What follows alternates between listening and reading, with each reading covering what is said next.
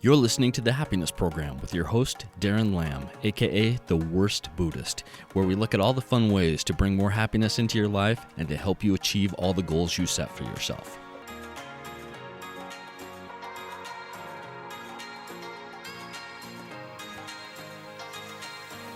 Let's make some things happen.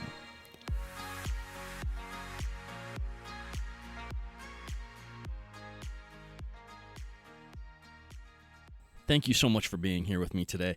I'm really excited to share this with you. Today we're going to be reading the first chapter of my new book, The Happiness Program. So let's just jump right into it, okay? Introduction. What punishment of gods are not gifts? J.R.R. Tolkien. If you're reading this book, I thank you, but chances are you've never heard of me. I go by the handle, The Worst Buddhist, and it's an honest description.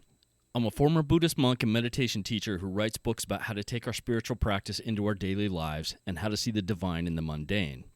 I use fiction and pop culture to show people how to see and use our spiritual path in new and fun ways.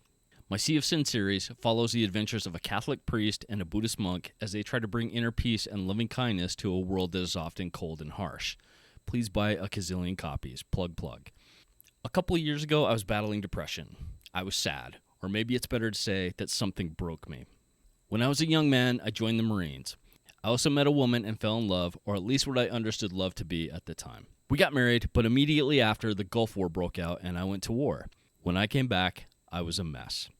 I wasn't ready to fit into society, so I went to Japan to study martial arts at a combat Buddhist temple in the Nagano Mountains. Learning about Buddhism, meditation, and mental clarity was never the intention. I went to learn how to fight. However, Buddhism wound its way into my heart, and by the time it came to leave, they asked me to take my vows and to become a monk. I wasn't ready, so I politely declined. I came back to the States and tried to live a good life. I tried to rekindle things with my wife, but the marriage didn't survive. We did have a wonderful daughter named Rowan, though, who is without a doubt the best thing I've ever done with my life. Rowan's mom wasn't present much in her life, and by the time Rowan was a teenager, she was absent altogether. It was just Rowan and me. This affected my relationship with women. I figured if Rowan's own mother wasn't willing to be a part of her life, how could I ask another woman to step into that role? Pretty much all of the relationships I got into either had a built-in ending or there was obviously no way it was ever going to work out, so it would end soon naturally. I found a Zen temple in Salt Lake City and continued my Buddhist training. Soon they asked me to take the vows and to become a monk, and this time it felt like the right thing to do.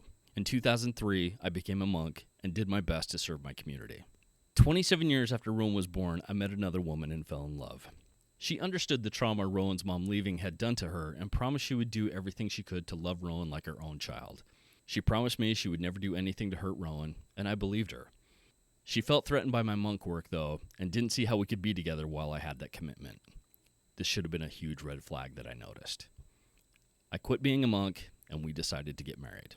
Since I was going to be giving up something that I love, I took on a new vow that I would be the best husband I could be, and I would build a safe type of environment in which we might build a family.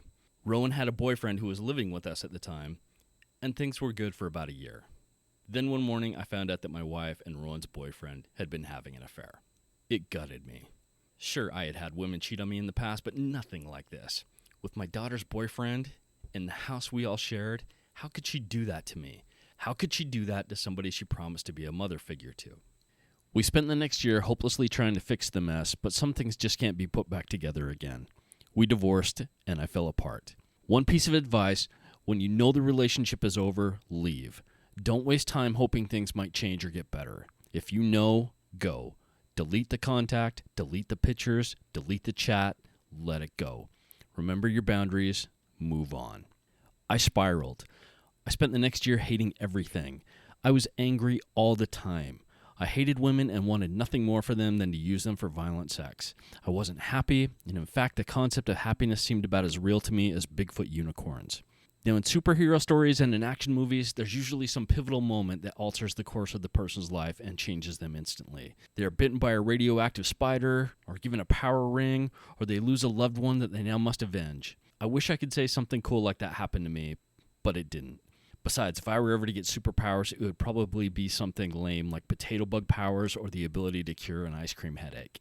What made me decide to change was that the crushing weight of depression and the stress of functioning at a level of barely controlled rage for over a year just became too much for me to bear. If I continued on that path, I was either going to kill someone, rape someone, or kill myself. Probably all three.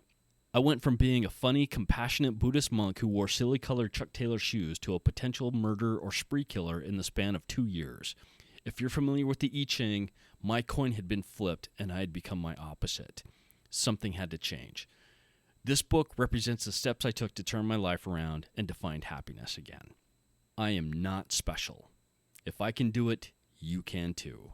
There are people out there who will never know what it takes to pull yourself out of darkness. I went through my most painful moments with everyone around me thinking I was okay. The light at the end of the tunnel is not an illusion. The tunnel is. Taking those first steps can seem insurmountable. Before the affair, I thought my life was going well. I was turning 50, and the months leading up to this filled me with dread. I was feeling my age. My knees wake up a half hour after I do. Eating an apple now produces enough gas to launch a space shuttle, and occasionally, if I sneeze really hard, a little bit of poop comes out. However, I'm a positive and upbeat kind of guy, so I wasn't going to let this bother me. I decided I would use my 50th birthday as a launching pad into life. A type of reboot, if you will. I decided I would take a year and do all the things that I knew I was supposed to be doing with my life, but wasn't, and then do them. I wondered what my life would be like if I started to apply the knowledge and wisdom I had acquired from my first 50 years. I planned on writing about this new journey in a book I titled A Midlife Awakening. I was asking the universe to help our family grow and to find new ways for us to strengthen the vows we made to each other and to our daughters. She had a daughter also. Be careful what you ask the universe for. Prayer is an important element in any spiritual practice. It's how we express our desires to whatever higher power we believe in. When most of us think of prayer, we envision being on our knees with our fingers interlaced on our chest, talking to God. However, prayer can take on many forms. Some might call it vision boarding, law of attraction, cleansing diet, burning sage, feng shui, and numerous other practices. It is us asking the universe to help us create the lives we want. A quick note here on how to read this book. For convenience sake, when I use the word God to express something in this book, please insert your own personal beliefs on what that word means to you. It can be the traditional biblical God, the universal life force, Odin, Ra, Xenu, or any of the other thousands of gods that resonate with you. Let's all play nice and not be fanatical, all right? Also, if I refer to God in he pronouns, it's just for simplicity's sake. One of the fundamental problems with all types of prayer is that human beings are a flawed species. We often think we know exactly what we want and what will make us happy. These are usually the things we pray for. God probably has a greater plan for us, though, and that probably doesn't line up with the things you're asking for. Or God gives us exactly what we want, and we quickly realize that answered prayers sometimes come with monkey paw type strings attached. This is what happened to me when I decided to write A Midlife Awakening. I prayed that my wife and I would grow stronger together, that our family would have the fortitude to survive any trial that came our way. I had everything all planned out on how I was going to be the perfect husband and father, and how by the end of the year, because of our efforts, our family would be in a better place. When you pray for strength, God doesn't give you strength. It's not like he injects you with the super soldier formula and now you're Captain America. When you pray for strength, God is going to provide you with the opportunity to be strong. This is a beautiful thing. And deep down, which would you rather have? A gift that falls into your lap, or the chance to step outside your comfort zone and become more than you currently are? If you pray to have a deeper connection in your relationship, God is going to provide you with ways to learn about one another in ways you might not be entirely ready for. This is what happened to me. I laid out a plan and then expected God to follow it in the way I saw fit. Obviously, it didn't work out the way I hoped for. In less than 12 months, my marriage was over and the family we tried to build together was broken in ways none of us knew how to fix. The divorce shattered me on so many levels, mostly because I was an active, present, and loving husband. While no one is blameless in the situation, I felt like I had showed up for the marriage and am basically proud of the person I was in it. After, I became bitter towards women, towards God, but mostly towards myself. I'm telling you this story because over the next 13 weeks, I'm going to ask you to be stronger and more focused than you've ever been. We are going to be asking the universe to make us better in every possible way. Because of this, it's crucial that we have a clear vision of exactly what it is we want. If we ask for the wrong things, we're going to get them. Our mind is the ultimate Google search engine. Whatever questions we put into that search bar, our mind is going to find an answer to that inquiry. For example, if you ask yourself, why am I fat? Your brain is going to search for all the reasons to confirm that you are, in fact, fat. It won't look for solutions, help you lose weight, or even tell you if what you're asking is true or not. It will just look for why you are fat. When I eventually felt ready to start dating someone again, obviously I had fears, feelings of betrayal, and some baggage I was working through. If I had gone into my new relationship with the wrong mindset, there's no way it ever would have worked out. I wonder when my girlfriend is eventually going to cheat on me, and I wonder what I can do to strengthen the connection I have with my partner are two very different types of questions we can ask ourselves. Learn to ask yourself better questions. Learn to ask those you're looking to connect with and whose opinions you value better questions. The questions we ask lead to the answers we get. As Jim Carrey once said, as far as I can tell, it's just about letting the universe know what you want and then working towards it while letting go how it comes to pass. This is the mindset we're going to apply towards our training and our lives in this book. I've been broken down before in my life, and the gym has always played a heavy part in building myself back up again, whether it was in the Iron Temple or on the tatami mats of a martial arts studio. Exercise is a great way to rebuild ourselves. This book outlines the methods and philosophies I used to rebuild myself after I was shattered.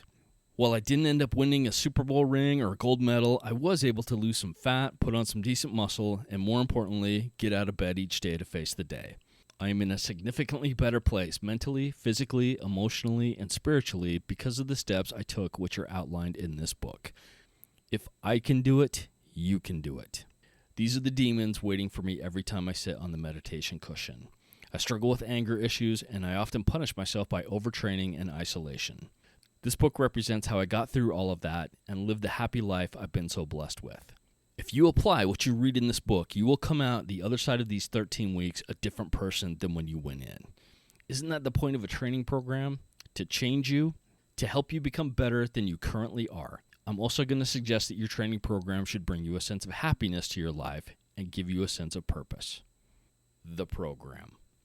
The first thing I'm going to ask you to do is to get yourself a good 13-week journal. If you use the one I created to accompany this book, I hope you enjoy it. However, it doesn't have to be the one I created. Any 13-week, 100-day, or 3-month journal will work. I personally like the 13-week increment because it gives you an even 4 cycles to do in a year. BestSelf.com makes a great journal that I've used multiple times in the past. Journaling is going to be an important part of your program. If your life is worth living, then it's worth recording. A journal/training log is how we're going to hold accountability over ourselves. It's the lighthouse that's going to show us the direction to take and keep us moving towards the things we want to accomplish. If we want to get from point A to point B, we need to know what direction to move in. We're going to make a detailed plan of what we want to achieve over the next 13 weeks and then break it down into smaller steps. It's like that saying, how do you eat an entire elephant? One bite at a time. Matthew Kelly, in his book, The Long View, said that people tend to overestimate what they can do in one day, but underestimate what they can do in a year. If you're an athlete, I'm sure you're aware of this on some level. We know that we can't just walk into the gym today and add 50 pounds to our max bench press and expect to have success. But we also know that through consistent hard work with the right attitude and commitment, maybe in a week or two we can add 5 pounds and have a successful lift. Think about it like this. If you add just 1 pound to your max a week, that's 52 pounds a year. Suddenly a 50-pound jump doesn't seem so impossible. Sure, a year might seem like a long time when you're waiting to see gains. Just ask anybody who's tried to get abs. But how many years have you been training already? Most of us have been at this for a while, so we know that the gains will follow proper training and diet. If you're new, then you are blessed because you just discovered a life path that will provide you excitement and growth and health for as long as you follow it. We are going to try to keep our daily goals realistic while crushing those important steps that are going to make the real differences in our lives. In Buddhism, we train to see the spiritual in everything, so why would our training be any different? Spirituality can be intimately linked to your workout regimen. It doesn't have to be, obviously, but if we're interested in growing as spiritual people, why not grow in areas like faith, non-attachment, our understanding of suffering, happiness, and our meditation practice? Have faith like everything depends on God. Work as though everything depends on you. The very best place to start any type of plan or program is with the understanding that you have absolute power over whatever happens in your life. Philosopher Jean-Paul Sartre believed that man has absolute freedom, but that freedom is a curse because very few people have the courage to exercise that freedom and do what they truly want to make them happy. Buddhism is about shrugging off the chains that we place around ourselves and finding liberation. Freedom can only occur within the boundaries that we place around ourselves. Hopefully, over the next 13 weeks, you will discover that the limitations we place around ourselves are mostly made up in our head and usually based on some trauma that we haven't healed from. Those limits, like time, are malleable. We can change those self-imposed limitations by changing our outlook and beliefs about certain things. You are more than the thoughts in your head. It's time we act like it. How to make a plan. How you make your plan might just be the single determining factor in whether you succeed or not. An idiot with a plan can beat a genius without a plan. Most of the time when people fail, it's because they don't have a plan or the plan they do have isn't clear. Other times we make a plan for what we think we want, but not what we actually need. For example, a goal I hear a lot from people is that they want to date more and be more social. This can be a fine plan if all you're looking to do is have some casual fun and possibly have a few hookups. If that's truly the goal, then have at it. Set up a Tinder profile and start swiping. But when I press further and ask what they're hoping to get out of dating more people, I almost always find that it's not about increasing the number of people we have an awkward dinner date with. It's about finding a connection, establishing companionship, and being happy with the people we choose to share our lives with. Those are very different goals than simply, quote, dating more. The clearer you are about what you want, the more likely you are to get it. When you create that mental picture of what it is you want to achieve, how clear are you about that vision? As consumers, have you ever seen something that you just absolutely had to have? Did you build up how if you only had that thing, it would somehow bring you happiness? You might think you want that new car more than anything else, but what you actually want is the feeling having that new car will bring you. Having a feeling and taking on 60 months of car payments are two different things. Why are you setting these goals? How do you think your life will be different if you reach them? Getting leverage on yourself can help you find the motivation to keep going on the days when things are tough. If you're an experienced athlete, I'm sure you tweak your training program all the time. It's a constant series of seeing what's working and adjusting those things that are not. The plan I'm going to ask you to make might be a little more encompassing than you're used to. It's going to incorporate something called the balance wheel. Why the balance wheel? Because it's all too often that athletes, even the casual athlete, doesn't have the best balance in their lives. This lack of balance will eventually hinder our training, either through injury, depression, overtraining, and lots of other things I'm sure you would like to avoid. The balance wheel is typically broken into 8 points, although making it customized to your specific needs will help you be more passionate about working your program. When you map them out, they typically look like a pie chart with each slice representing a different area. These 8 points are physical, mental, emotional, spiritual, social, and then 3 personal ones.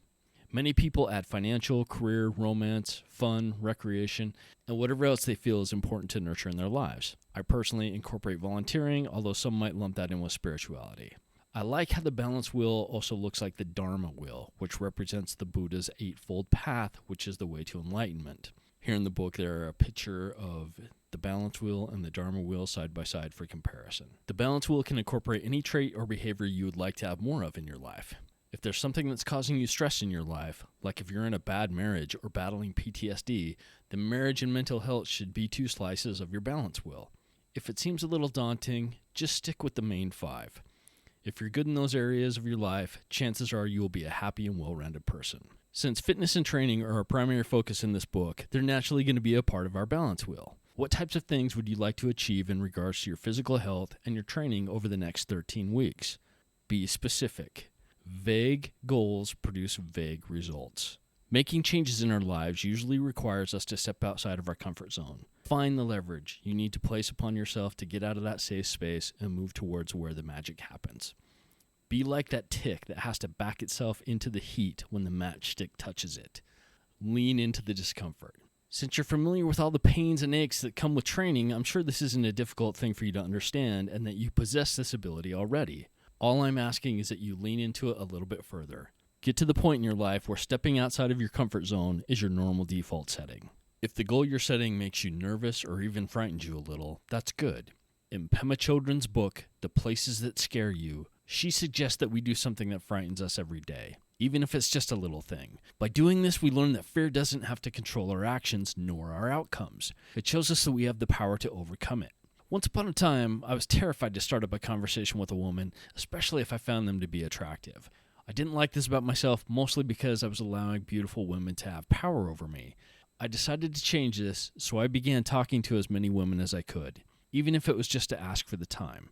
The conversation didn't matter. What mattered was that I took the step to initiate it.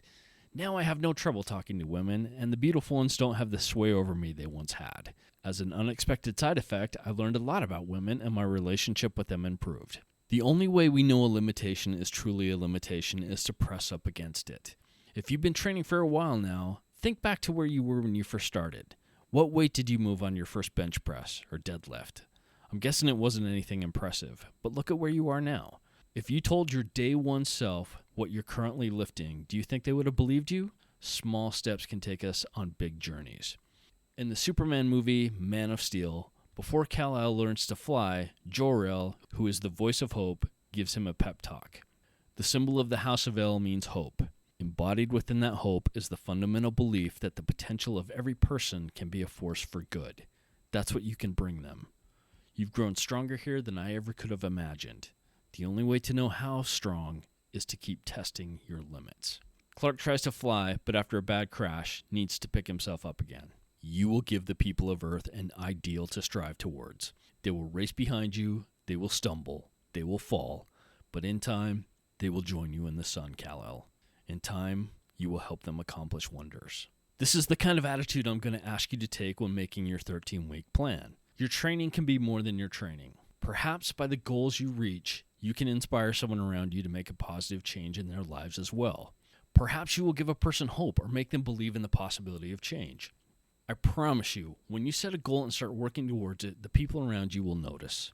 Some watch you hoping to see you fail. Most want you to succeed, though. Through your growth, you can be a source of inspiration for others. You probably are right now. You just might not know it. If you've decided to do a couch to a 5K, or stop drinking soda, or signed up for your first Muay Thai class, there is someone watching you and hoping you smash all the things you're working towards. For a lot of beginners, especially in martial arts, it's frightening to take those first few steps. We may feel that other people in the gym are going to judge us because we're not moving very heavy weights, or because our treadmill speed is barely moving, or we don't know how to tie our belt properly. When we better ourselves, we tell those around us that it's all right for them to better themselves as well.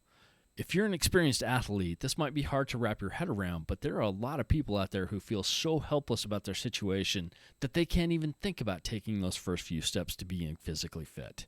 Their body image is so low that there's no way they would go to a gym or hire a personal trainer. A positive word from you might be all they need to get over that hump. Now, obviously, I'm not saying that everyone else's motivation, hopes, and dreams are laid at your feet and are your responsibility. All I'm saying is that there are probably more people out there who are rooting for you to succeed and who believe in you than you might be aware of. Start thinking like you were blessed, talking like you were blessed, and acting like you were blessed. That's how your blessings get activated. If you can make your plan fun, that will also help. Self-improvement doesn't have to be a miserable experience. Rewards. During the 13-week plan, make sure to mark out important milestones along the way to your achievements and then celebrate those milestones appropriately. So often as athletes, we finish one game, season, competition, or whatever it is we're striving towards, and then immediately start moving on to the next thing without acknowledging the strides we've made to get to where we are. I know there have been competitions I've won where I'm thinking about the next tournament before I'm even off the podium. It's important to look back and see how far we've come. Seeing our success makes us believe further successes are indeed possible. When we know we can do difficult things, we are willing to try difficult things. During your 13-week plan, make sure to schedule in rewards for yourself at key milestones. Get a massage. Go out to dinner with someone special. Buy yourself a treat. It doesn't have to be anything elaborate. A personal example is that I enjoy coffee. However, when I usually drink my coffee, I'm doing other things like setting my mindset for the day, journaling, or going over my goals to make sure that my actions are in line with my intentions. A lot of times I'm so focused on these things that I don't take the time to even enjoy the delicious beverage. I have to put it in the microwave to reheat it because I'm not drinking it, or it just becomes a source of caffeine that I'm trying to get into my system as quickly as possible before heading out the door. One way I incorporate a simple reward is after a good week of working my plan, I will stop by my favorite coffee place and have a cup of coffee while doing nothing else. No checking my phone or my training log, no thinking about all the things I need to get done, just enjoying the atmosphere and the beverage. It's a simple meditation that's also a great exercise in practicing self-care. Another thing I like to do is at the end of a successful 13-week program is to buy myself a new hoodie. I like hoodies, and having a new one is always a treat. Plus, it gives me something cool to wear during my next 13-week quest. Make sure you acknowledge your accomplishments because it's so easy to skip over that. Also, if you don't take the time, chances are no one else is going to. Most of the successes we have in our life, we do on our own. If you choose not to share your plan or your victories with other people around you, I completely understand that. I usually don't. But as part of self-care and to feed that self-perpetuating wheel of smashing everything we apply our willpower to, take the time to count your victories. Simple versus easy. I need to make a clear distinction right out of the gate, which will hopefully spare you some frustrations as you read this book. I use the term simple a lot because I wanted the concepts we are discussing here to be easy to understand and accessible to everyone. After all, I'm suggesting that by lifting heavy things and doing karate kicks, you can put yourself back together and find happiness. Nothing in this book will be hard to understand. However, being able to understand something and being able to apply it to your daily life are completely different things. An example of this is how we all know that water is composed of 2 atoms of hydrogen bonded with 1 atom of oxygen. Everybody knows this, H2O. We all made the little styrofoam ball models in science class. This knowledge has been so driven into us that we don't even have to think about it anymore. We just know it. It's part of us. However, if I were to give you 200 atoms of hydrogen and 100 atoms of oxygen, would you know how to make 100 water molecules? There is a difference between knowing something and applying something. The tools and steps in this book are going to be ridiculously easy to understand. It's designed to be that way. However, applying what is written in this book will in no way, shape, or form be easy. Since you picked up this book, I'm guessing that happiness is something you sometimes have to fight for. If finding happiness was easy, depression wouldn't be a thing. If finding happiness was easy, suicide wouldn't be a thing. If finding happiness was easy, antidepressants wouldn't be a thing. Nothing in this book is going to be easy. If it was easy, everyone would do it. If it were easy, we would all be successful, well-adjusted, have perfect relationships, be financially independent, have abs, and live the lives that beer commercials tell us we should. Lifting yourself up when you're down can be the hardest challenge you will face.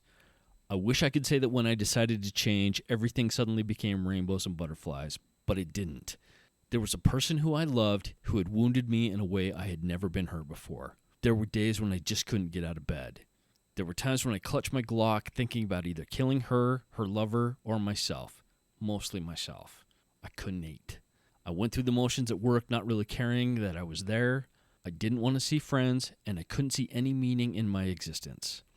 The hardest step you will take is deciding you want to change. I prayed.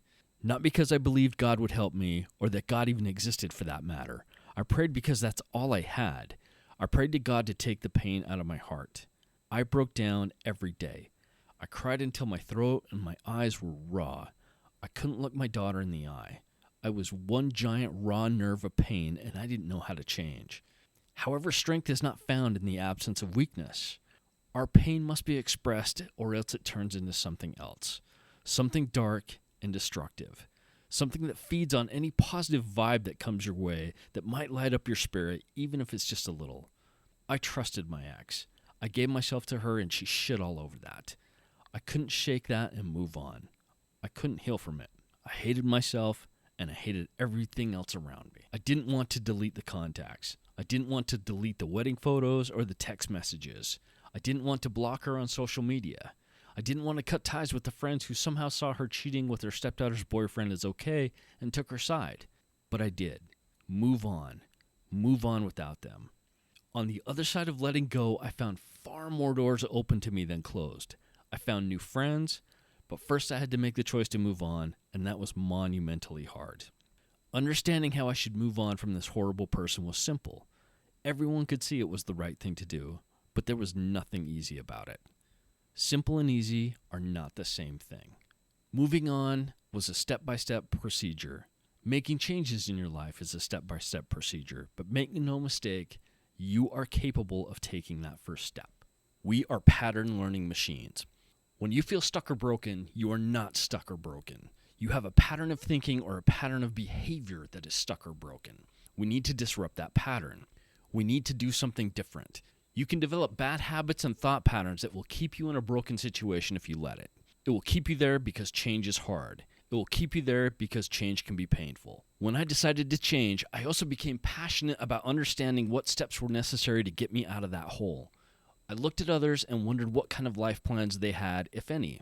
Were they striving towards happiness, or were they just hoping that it would somehow find them? I noticed a lot of people didn't seem very happy on Facebook, Twitter, the news, or in my day-to-day interactions. I wondered why so many of us weren't happy. And I mean unhappy to the point where they didn't even consider happiness to be an option. Why do we so often believe that we're not good, rich, driven, or smart enough to be happy? Why do we think we're not worthy or deserving of abundant joy? Why do we tie this cloud of despair over our head and accept this self-imposed misery because somehow we feel like there's a piece missing from us? When I first started weight training, benching 225 seemed like an impossibility, but I tried to do it anyway. I built the muscle. I had the consistency and patience in myself to take the small steps to get there. It was the same thing when I chose to be happy. It seemed so far away from me that it might as well have been on Jupiter, but I knew that I could either start walking towards it or die in depression. I built the happy muscles slowly but surely. There are times when things will not go your way. Those quicksand moments when everything that can go wrong will go wrong. Murphy's Law will make you its bitch. There will be moments when you won't want to get out of bed, especially when the alarm goes off at 4:30 a.m. so you can train. You won't want to come out of the house. But as Les Brown once said, whatever experience you're having right now, it has not come to stay. It has come to pass. When I was down in it, heartbroken and alone, I thought it would never end. I thought this pain was just who I was now. It wasn't. You are more than your pain. You are more than your heartbreak. You are more than your past trauma or your PTSD or your chronic pain or your cancer or poverty or any of the other things that you're dealing with. You are more. It's really that simple. You are more. It's during hard times that growth takes place. It's after we've torn muscle fibers and broken bones that they heal stronger than they were before. It's how we grow. It's how we transcend. Anyone can experience joy when their relationships are healthy, when their business is successful, and when they are in good health. Anybody can be positive then. Anybody can have faith under those types of circumstance. The real challenge is when you get knocked down. Will it end you, or will you grow from it mentally, physically, and spiritually? For every day that you thought you wouldn't get through it, for every period in your life that you did not see a way to come out the other side, your track record for surviving those days is 100%. You have survived every single challenge and hardship that has come your way. How did you make it? Maybe you tapped into some willpower you didn't know you had. Maybe you found a glimmer of hope in something as simple as a dog's wagging tail. Or maybe it's because God isn't through with you yet. It's like that saying, in the end, everything will be okay. If it's not okay, then this isn't the end. Your pain will become part of your greatness. Your pain is the flames in which you will forge yourself. Success is not measured on the days when the sun shines. Success is measured in the dark. Learning how to absorb failure is essential to cultivating success. As you go towards the future, know that you have greatness within you. There are moments when you're going to doubt yourself, like when I decided to open up to my next relationship after my divorce. It's okay not to be okay. It's just not okay to stay that way. The funny thing about emotions is that they change. 1 hour from now, you will not feel the same as you feel right now. You might be in your darkest moment right now. As you read this, you might be saying to yourself, "Fuck you, Darren, you don't know." But this moment will pass. It is always too soon to quit. If you build your body, your mind, and your spirit, those dark moments will become lighter. There can be love in your life. There can be hope. But most importantly, there can be happiness. If you're looking for that first step to take, I suggest you begin to talk to yourself instead of listening to yourself. Your ego, the Buddhist meaning of self and not the psychological term used to regulate between the id and superego, that voice in your head is not your friend. Your ego is not your amigo. It's designed to limit you. It will tell you that you're not good enough, that you don't deserve love, that you can't do this, that things will never change, and a million other things to keep you from abandoning it. It is the ultimate narcissist. Stop listening to that trash. Literally. Stop listening to it and start talking to yourself. Tell yourself that you've got this, that you're fine, that things can change, and that you can be the catalyst for that change. This bump in the road is not a big deal. People want you to succeed. The universe wants you to succeed. The moment you stop listening to yourself and start supporting yourself, your anxiety will lighten. Focus on the eternal things that you can control instead of the external things that you can't control. The next step you can take is to find someone to talk to. The Buddha taught us how everything is connected. Before the Big Bang, we were all the same thing. It was only after that the concept of isolation came to be. Depression detaches us from people. Isolation is not where you want to fight your battles from. You do not have to fight alone. When we are isolated, the ego has free rein to abuse us.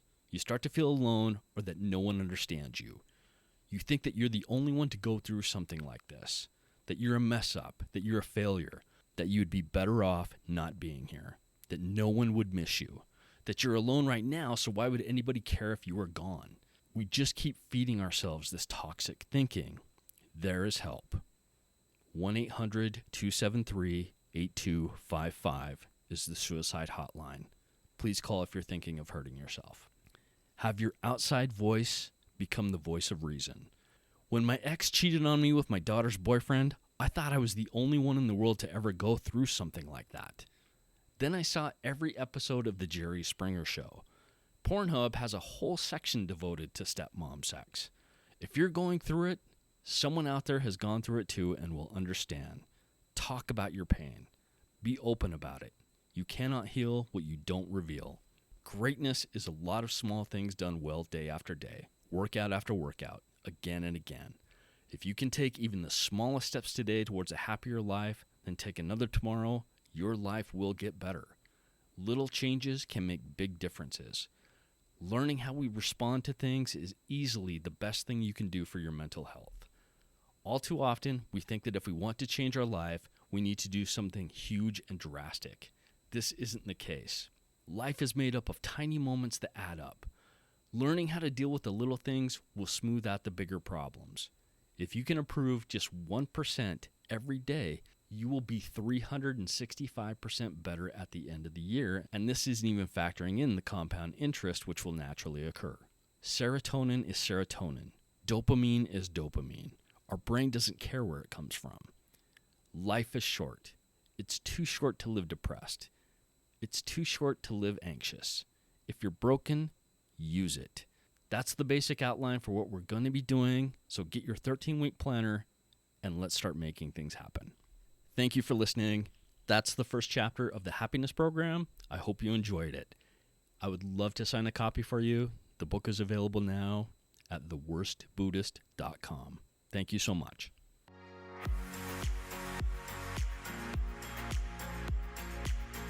Darren is the author of several inspirational books, including Transubstantiation, The Book of Benjamin, and of course his newest book, The Happiness Program.